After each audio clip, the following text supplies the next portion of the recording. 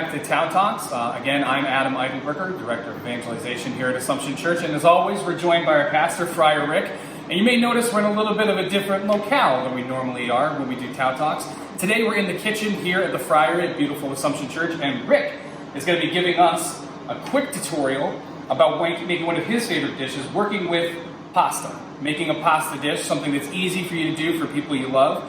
And we're going to be talking a little bit about the joy of food and how that kind of plays into our faith and our relationship with God, and also a little bit about one of the topics that you wanted to mention today, not only food, but fasting, right? Feasting and fasting, yeah. Right. So today we'll be making one of my favorite dishes. It's called pasta puttanesca, or a version of it. So puttanesca means of the prostitute.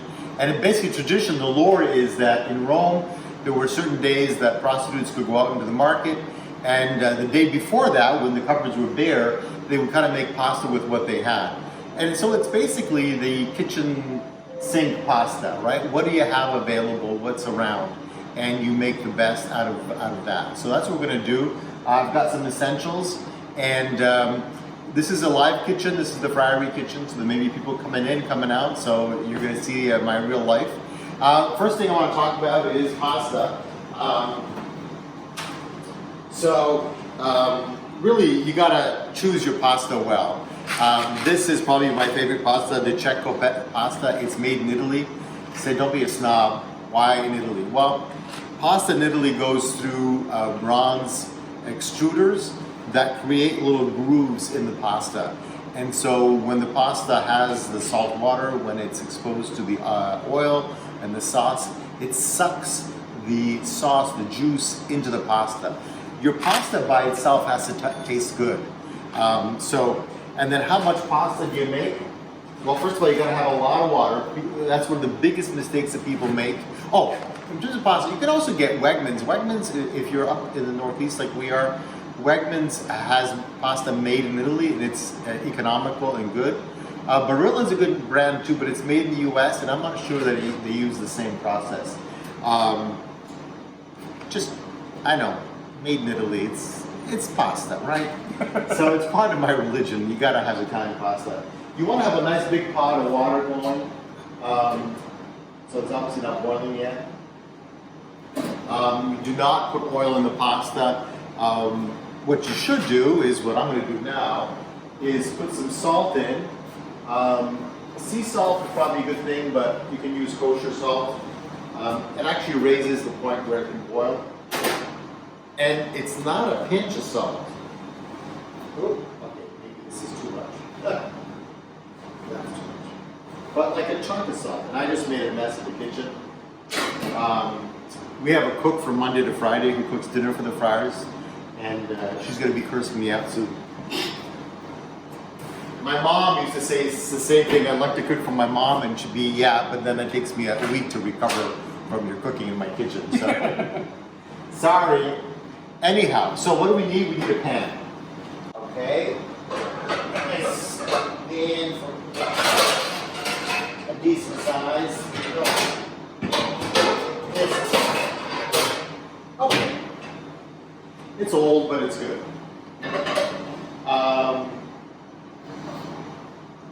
And what you do is you add some olive oil. Now I'm doing this quick. Extra virgin olive oil, there is a difference. So extra virgin olive oil is pressed cold, right? So the olive oil comes from the olives by pressure. Regular olive oil, sometimes they use chemicals to get the olive oil on, and then you get all this extra stuff. The taste isn't as fine. So extra virgin olive oil is really the thing you want to use. Make sure it's in the whole pan. And then my suggestion is to put it on low to start. And what I like to do is to throw in some pepper flakes. So a little bit of pepper flakes. So you just put a little bit, and it seasons the oil, right?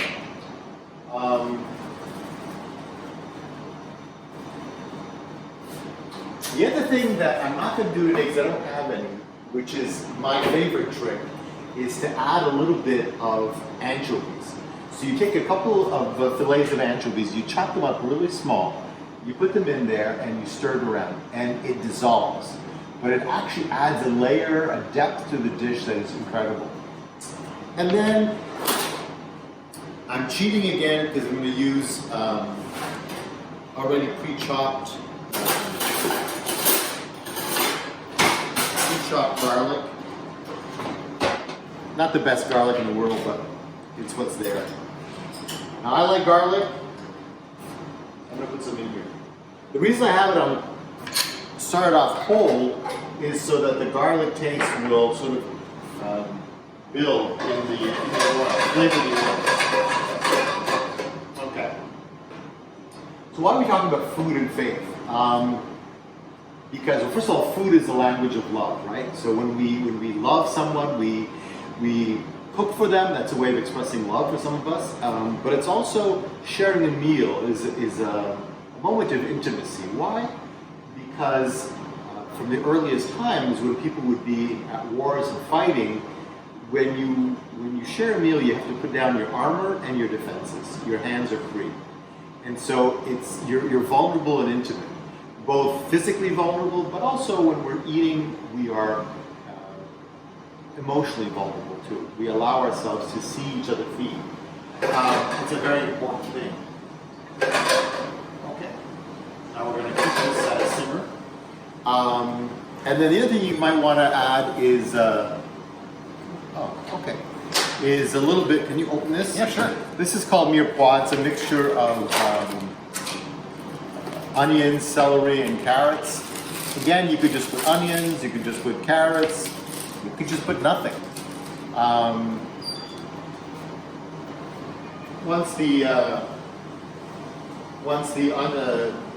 garlic is beginning to, you don't want the garlic to burn, right? So you've got to be very careful not to overdo it. So a little bit of this, just to give it some depth of flavor, because I'm not using the anchovies. Would you like to cook, Adam? I do. I love to cook. Now, I'm going to admit, as far as my knowledge of cooking, Italian food is not one of my fortes. So I'm being treated very much like a novice in Rick's kitchen today, because Italian food is definitely one of yours. I'm a steak guy. Like, I like grilling. I'm really good at making steak and lamb and stuff like that. But as far as Italian pasta dishes is concerned, it's not my strongest suit. I never messed it up, but I'm gonna be really honest. Most of my sauce comes from a can. I'm gonna admit to that sadly. Okay, that is sad. So if you're gonna get, and I totally do that, right? I've used, well, I don't use cans so much. I use bottles. If you're gonna buy a sauce, you can buy a pasta sauce, or sometimes you make an Alfredo sauce. I don't really bother. But what's good to make is what they call passata, which is crushed tomatoes. You want to get, if you can, tomatoes from Italy, San Marzano tomatoes. Why? You'll notice even the canned tomatoes, when you open most cans, there's the tomatoes and a lot of water in it. Mm-hmm. And they can be a little bit bitter. And people add sugar to the pasta. In Italy, you never add sugar, or very rarely add sugar to the pasta sauce. San Marzano tomatoes are very, very delicious, and they come in not water, but tomato juice, tomato sauce, pulp. And so you've got a richness of flavor. An alternative is to buy fire roasted tomatoes that are chopped. You can get those from Hunt's or other brands. The other thing that's really good is to take tomatoes, especially in the winter when our tomatoes don't kind of suck. You take tomatoes, you cut them in half, put some salt and pepper, garlic on them, and roast them in the oven. Okay.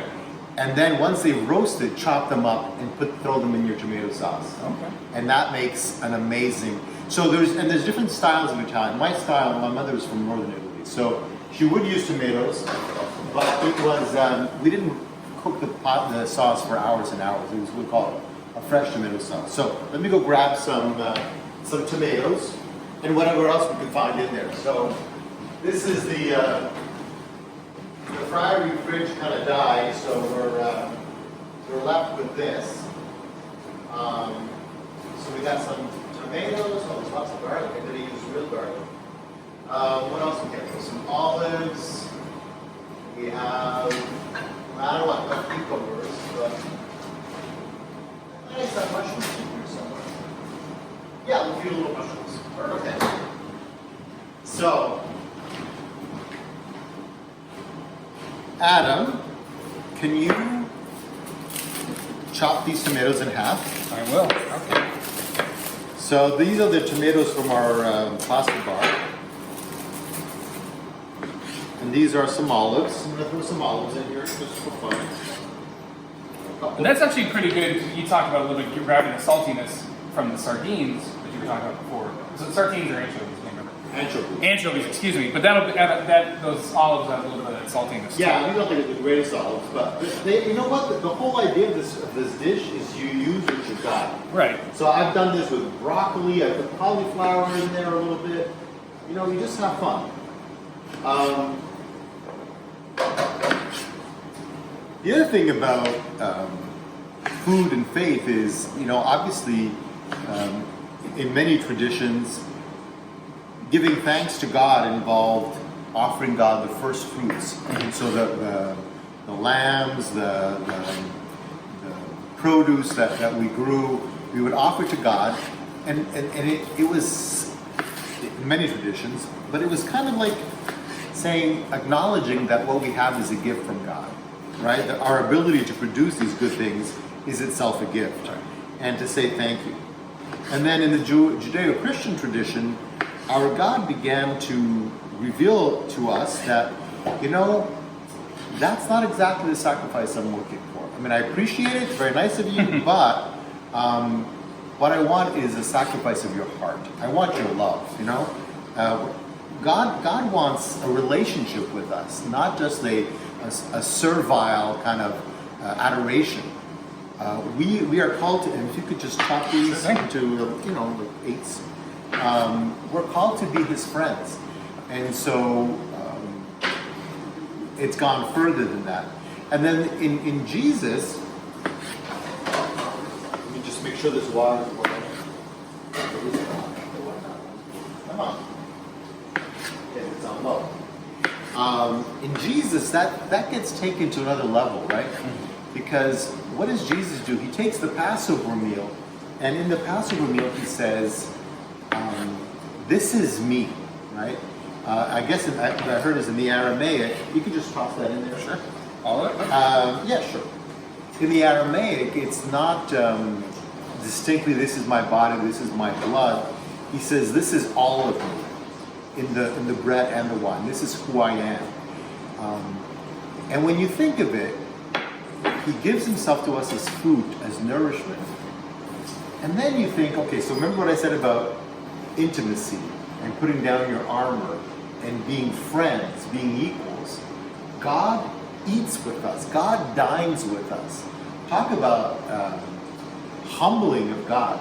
That we are worthy to share a meal with God because Jesus is God. First of all, He gives Himself to us in a meal, the Passover meal, the Eucharist. The meal is Himself, and He shares it with us. What does that say about us, right? Our great dignity and the great friendship that we have with God. And so, you know, food is the vehicle that God expresses His love for us as well. It's powerful. It's really interesting, too, that we talk about the importance of food when it comes to Jesus, because so often we see stories in the Bible about Jesus that are centered around food. Like you said, He feeds the multitudes with a few fish and bread. The Passover meal, absolutely. He's at the wedding feast at Cana, and the wedding feast in the Jewish culture would have been a week-long party with food and wine and celebration. So He understands that communal aspect of human living. And also, Jesus was what? Fully divine and fully human. So He understood the needs of the human body to be fed, to have nourishment and be sustained. And even after His resurrection on the road to Emmaus, He sits down, He breaks down the scripture over a meal with His friends. When He's walking with the two friends on the way to Emmaus, He breaks the bread and He cooks the fish. And of course, that's my favorite scripture passage is when Jesus, after the resurrection, is waiting for the disciples on the beach. They're out fishing, and they figure, who's this guy on the beach? And He's making breakfast. He's cooking fish. Jesus was cooking for them. And so the post-resurrection Jesus is kind of, you know, it tells us about what the resurrection is going to be like, because He has a body they can't recognize at first. He shows up in places that are locked, so His body is a little bit weird. but he's also able to cook breakfast and to eat with them. So I don't know what the resurrection is going to be like, but it's going to be interesting. I'm going to add a little bit of salt to this because there's no salt in there besides the olives. This is Syracuse Salt Company. This is, Syracuse was known for its salt, and there's a father and daughter organization called Syracuse Salt Company that has started mining salt in Syracuse again. Awesome. So this is, salt flakes. It's kind of that shishi bourgeois kind of thing, but it's what we got. Just add a little bit to the sauce. The water is boiling. So when you think of pasta, you think most packages are about 500 grams or a pound. 100 grams of pasta for appetizer, 150 per person. You uncover the pasta. So when you're cooking pasta, you don't want it to be covered, unless you have to. Everything is, whatever, rules. So this is about right for 2 people for a snack. And you want to never break the pasta. Never. This is square spaghetti, which is one of my favorites. This is already broken. Like in Italy, you see spaghetti that's this long. This is a different kind, but it's already broken. You don't need to break it. You spread it out. You don't need any special tools for this. You just make sure it gets in there. And then after the pasta comes back to a boil, see the cold spaghetti went in there. It's reduced the temperature, so you gotta wait until it starts boiling and then you wait 7 minutes. Sort of. You want the pasta to be al dente, which you've heard before. It means when you bite it, there's no it doesn't look white in the center of the pasta. Okay. That happens very quick. So for Italians, once the pasta is in, it doesn't wait for anyone. Yeah. You can't make the pasta beforehand. When you've got guests, your guests arrive, then you put the pasta in the water. Okay. That's a big rule, because pasta waits for no one. It's not worthy for the dogs, they say. Just throw it out. Now we're looking for another tool. Now the other side of this, which is funny, is that I'm not going to eat this pasta. I'll try it maybe, but for health reasons, my doctor has been encouraged me to do fasting. Right. Intermittent fasting. So for health reasons, basically for losing weight. Because I was getting very discouraged. And basically that's creating time in your body for insulin levels to drop, for your body to consume all the glycogen that's already there, all the sugar that's already in the body, and then eventually to move into eating some of the fat stores. I have lots of it for my body to eat. So I've been doing that, but there's a whole spirituality around fasting. Because what I've discovered is, when I tell people that I'm fasting, or that I'm doing this, let's say a 36-hour fast. Normally I'm fasting for 20 hours, and I eat for 4 hours. But once a week I'm doing a 36 to 40-hour fast. And people are like, are you insane? Aren't you starving? I'm like, no. The first few times it was difficult, but I drank a lot of water, and you have to drink a lot of water. Yeah. But it taught me that, you know what? I'm not a slave to my body. And which is good, because it teaches us that we have various kinds of appetites. Appetite for food, appetite for sex, appetite for alcohol, appetite for power, appetite for the accumulation of things. We can master those things with the grace of God. But it's like a muscle. You need to discipline yourself and to practice it, right? So when I realized, well, I can go 20 hours without eating, and I'm not going to die. It's not the end of the world. I can go 30 hours. I can go 40 hours, right? It taught me a lot. And then the other thing is, it also taught me that sometimes you can delay gratification rather than deny. So it's not about denial. It's not about beating yourself up, but about saying there's a time and place for everything. And in our faith, that's very important, to be grateful for God and to not necessarily have to have it all. I want it all. I want it now. Right. one of the things that's interesting too about fasting is there is such a gratification when you get through it. And you talk about, that delayed there. God's okay with us enjoying things. Oh yeah, for right? sure. So like having Listen, he did not go to Mary and Martha's house just for the company. no. I mean, he wanted the conversation, but he went there for the food. Right. And we're allowed to enjoy a rich meal. We're allowed to enjoy a good cup of coffee, a nice glass of scotch, or a good beer. Those things are okay for us to enjoy.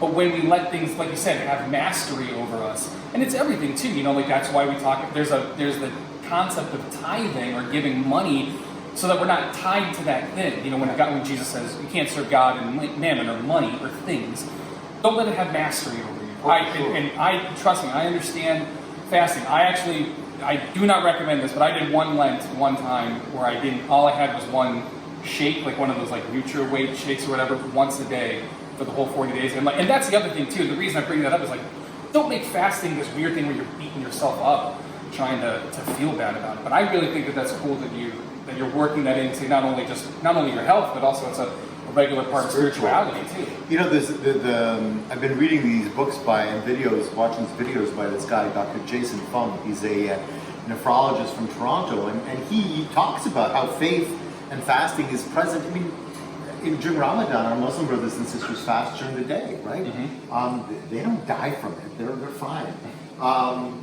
We have a lot more power than we think. And so that's been very helpful to me. And his thing is, feast when it's a feast. Your birthday, a celebration, Sundays, whatever. Enjoy the gifts, the gifts of life. And that was the other thing. I was at a wedding this weekend, and in Burlington, Vermont, beautiful spot. And the bride and groom put me up in a hotel, and my room included free breakfast in the morning. So the first morning I went down, I broke my fast. I fasted for 36 hours. Went down and had, oh my God, not the best thing to fast from, but duck hash over potatoes with eggs and duck crackling. It was delicious. But it was fat and carbs together, which probably not a good idea. That probably knocked you out for about an hour. Yeah. But the next day, I was thinking, I'm here, I've got free breakfast, and they had this smoked salmon platter, and I love smoked salmon. And I thought to myself, normally I would fast, I wouldn't eat till dinner, and I knew I was going out with friends for dinner, but I really wanted the smoked salmon. And I said, you know what? No. I feasted for the wedding day. I had breakfast, lunch, and dinner, beautiful dinner. The next day I'm supposed to fast till dinner. And yes, there's free breakfast, right? It's free. I gotta have it. No, I don't. And I love smoked salmon, but there's gonna be smoked salmon again. And it reminded me of something that my spiritual director said. Don't confuse the gifts of this world with the giver of the gifts. Right? Don't be attached to the gifts. Be attached to the one who gives you the gifts. The one who provided for the smoked salmon that day will provide other things the next day. There'll be smoked salmon again. Mm-hmm. It's not the end of the world. I can put off this gratification for one day and have smoked salmon some other time. And I think that's important, an important way to live. Grateful for what you have in the moment, but not become attached to it. Yeah, and that's so much about, our spirituality is, falling off the bike and getting back up and get on.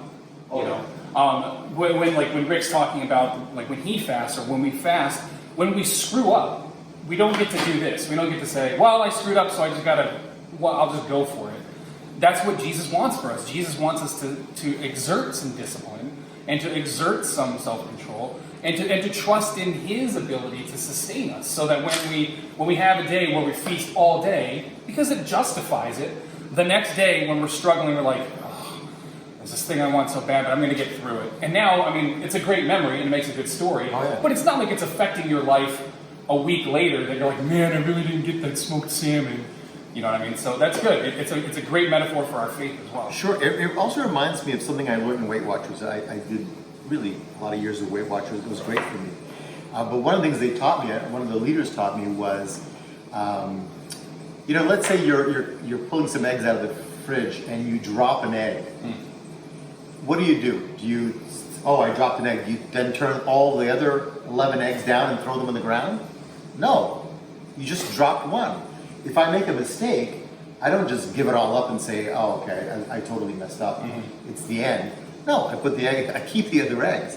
The same way, we make mistakes. Dr. Fung talks about progress, not perfection. I think it's a great analogy for spiritual life too. Okay, I think the pasta should be ready. It's All right. maybe 7 minutes. Hello, Ed. We're filming a cooking class. It's fine. Come in. You want to come and say hello? It's all right. It's all right. I'm good. I'm in the kitchen cooking. Okay. I'm teaching how to make pasta. You want some?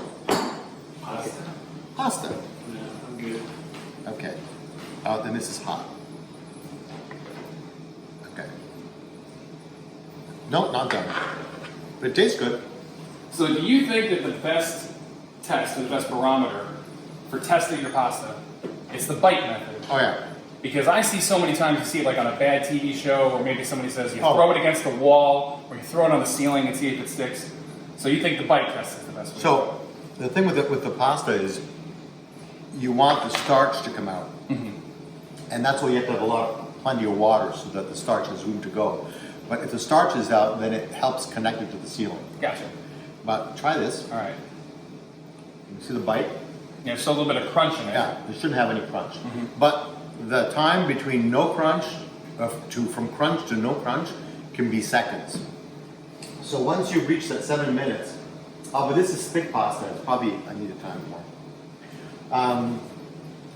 So, anyways, Ed's here and one of our friars, and Come on in, come on Ed. in. He likes to cook and to eat. I don't like to cook, but I do like to I'm a good cook, but I don't like You are a good cook. So, What's your dish? What's the, like, if you're cooking for Meatloaf. 3 or 4 people, you're doing meatloaf. yes. So what's your meatloaf method? Do you have a specific way to get? So we have No. figured out for us, we can do crock pot meatloaf. No, It's it's super easy. usually in the oven, and it's Okay. usually, it depends on what's around, you know, I usually do ground beef and maybe pork and veal, I guess. Would that be meatloaf puntanesca? Yeah, maybe. What's around? You know, friaries are like firehouses. You know, you've got 8, 9 men living together. The food is going to be a very important part of the process. It's well at the friary, right? It's the one time where we usually all come together and talk. It's an important time. Oh yeah, the 2 tables, right? The table of the mass and the table of the dining room is where we talk. We make fun of each other. Sometimes get frustrated with each other. People go on with their stories, you know. Just like a family. Just like a family. Now, specifically for you guys living in community as friars, those meal times, specifically like dinner time, can be one of the most important times Oh, yeah. in your in your life as a community, because sometimes that's the only time you guys may see each other. Right. Well, prayers. So Right. we have morning prayer and evening prayer together, and then a little bit of time before dinner to sit around, maybe have a drink or something, and then dinner itself. But dinner is really the time when we get most to talk. Right. Right. I have to go, so. Okay. Well, thanks for saying Have hi. fun. See you later. Okay. Now it's not totally cooked, Okay. but see what I'm going to do right here? I put the pasta right into the frying pan, and it's going to finish cooking there. Gotcha. You don't necessarily need a colander. I'm going to turn this off.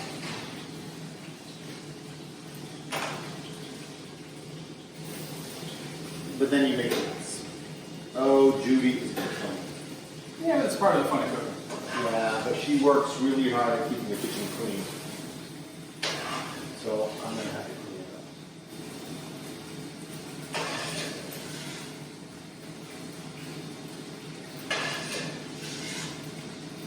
Okay.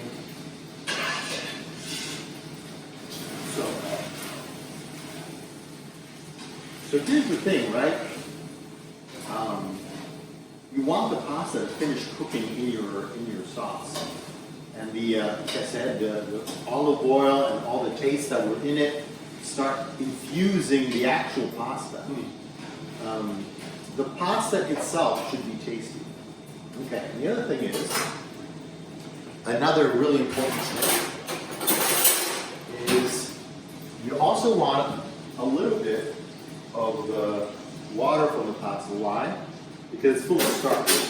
And it'll thicken up the sauce and it'll make it less watery. So you let that cook. Tomatoes are all soft.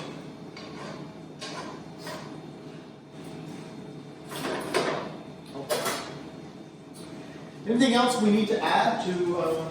The great thing about learning about these kinds of dishes like this is you're learning about a dish that's not like it's not just spaghetti and meatballs. Oh, yeah. It's something that you can make that doesn't require a ton of skill per se. It's something that it's with found food. When you're at the end of the month and you got to cook a meal for family or friends or whatever, and you just got to pull something together, you can pull together a tasty meal like this without having to go to the store or get a bunch of extra stuff, or particularly do it with a lot of finesse. This is actually a really great way to make a tasty meal for last year for cheap. Well, once you know the basics, you can kind of do whatever you want. I mean, that's the whole point. Mm-hmm. So you know what? I am going to break my fast today because this is pasta and I can't have any pasta. So, okay. Here's a little bit of a hole. Oops. Sorry, Judy. Okay. For you.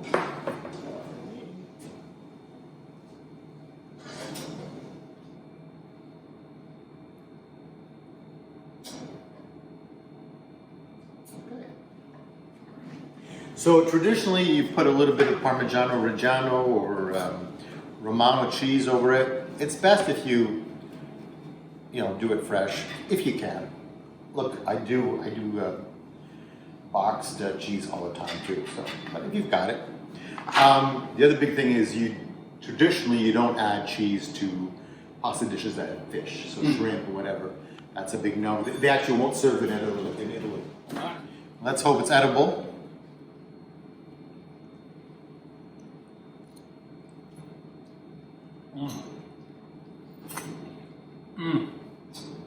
That's really good. Pasta's cooked. And I like that it's the good thing about a meal like this is, like you said, the pasta is flavored, so it doesn't have to rely on something to show. Like it's not like pasta is just the delivery method for a meatball or for a meat sauce or something like that. Like this is something that can stand on its own. Like you said, it doesn't have to be a giant meal. This is a good kind of almost like a lunch. Oh yeah. The other thing is you don't mix types of pasta together because each pasta has its own cooking thing. The other thing is different pastas are better for different things. That's why there's different types of pasta. So if you have creamy sauce, you have tubes, you have farfalle, whatever. The kind of sauce that they have accommodates it based on the shape of it. So spaghetti is good for this kind of olive oil thing. The tomatoes are super flavorful and bright. Gives it a really good contrast in color and in flavor too. That's really The other thing awesome. you could do is also put a little bit of lemon zest over it. Oh yeah, great. Just give it a shot. Awesome. Well, that was the pasta sauce. Now I got to get busy cleaning before Judy gets here. But that's it. Food is an important part of so many cultures. It's a way we show our love. It's a way we show our thanksgiving to God, and it's so much part of our worship. Absolutely.